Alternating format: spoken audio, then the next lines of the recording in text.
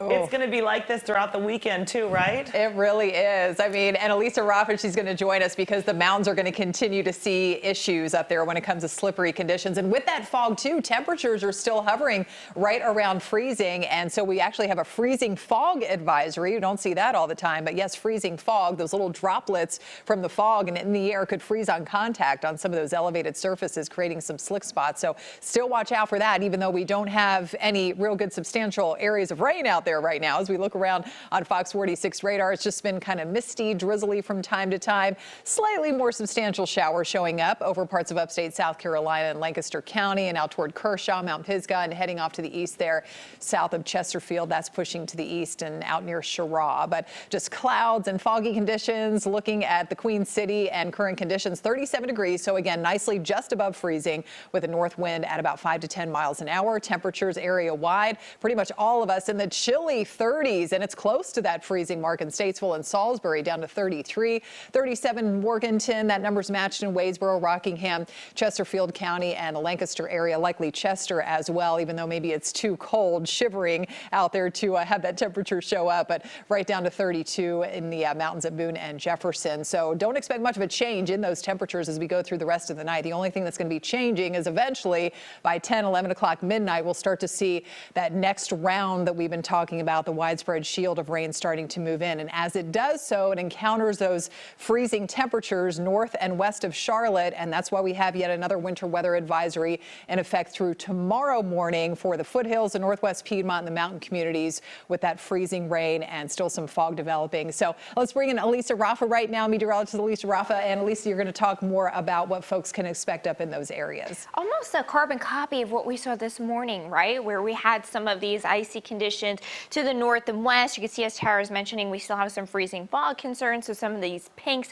still showing up on that road weather index, where you can still have some slick spots this evening. Now going into tonight into tomorrow morning, you're looking at the freezing rain and sleet, mainly north of I-40, up to 1/10 of an inch of ice, and then rain in the afternoon on top of that, 1 to 2 inches of rain possible. So you want to just watch out for slick bridges, overpasses, and sidewalks going into your Saturday morning, especially. That ice forecast pretty much tucked up in that advisory area for the Northern Piedmont, the mountains, the foothills, of about an icy glaze of about 1/10 of an inch. So pretty light, but enough to give you some slick conditions on the sidewalk. Icy to start in the morning and then wet in the afternoon. As you get in the car, if you have to run errands, just be careful. You're looking at some slick roads. You want to watch out for ice. Wipers on all day, a little bit of a washout of a day, and it's going to stay chilly, so you'll need some heated seats in the car as well. So a slick start in those higher elevations. Just be careful on those mountain roads, and then wet throughout the afternoon as that rain continues. Even as the ice kind of washes away with the rain, you're going to have,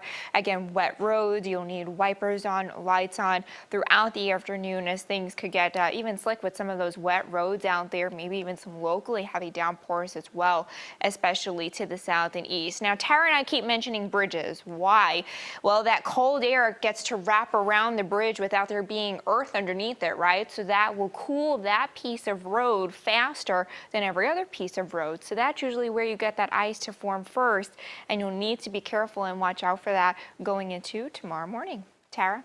Tomorrow morning, and again, Elisa, you were talking about just really the washout of a day. It's going to be all through the afternoon. We've got that rain that will continue to move in from the south and west. And again, as we were talking about, starting out, turning into some of that freezing rain, especially north and then northwest of Charlotte, before it changes over to just that chilly rain through the afternoon. There we are at 5:15 tomorrow evening, as temperatures do start to climb above freezing in those areas north and west of Charlotte. Again, around the Charlotte area through South Carolina, we will stay above freezing throughout the day. 7:45, though, Sunday morning, we see a little bit of a break, and notice the rain not quite as widespread and intense as it will be during the day tomorrow. So those are the drier breaks I was talking about. If you do want to head out and do something for Valentine's Day, still keep the umbrella handy.